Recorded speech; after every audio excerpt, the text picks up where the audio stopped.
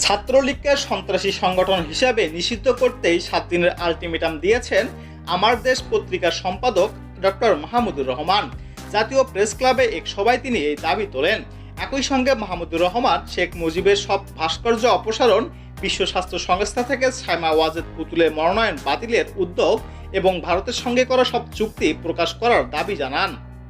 যমুনা সেতুকে শহীদ আবু সাইদ সেতু নামকরণ করা এবং বঙ্গবন্ধু এভিনিউকে শহীদ আবরার নামকরণ করার দাবি জানিয়েছেন মাহমুদুর রহমান। তিনি বলেন, বিচার বিভাগ আওয়ামী লীগ নিয়ন্ত্রণে ছিল। স্কাইপ কেলেঙ্কারির জন্য দায়ী বিচারপতি নিজামুল হক নাসিমের গ্রেপ্তার হওয়া উচিত ছিল। বাংলাদেশের মিডিয়ায় এখনো ভারতীয় হেজেমনির নিয়ন্ত্রণে। মৌলবাদ ও ইসলামী জঙ্গিবাদ ন্যারেটিভ ব্যবহার করে ফেরি করেছে বাংলাদেশের মিডিয়াগুলো। উল্লেখ্য, জেলখানা থেকে মুক্তি পেয়ে জাতীয় প্রেস ক্লাবের এক সভায় তিনি এই দাবি করেন।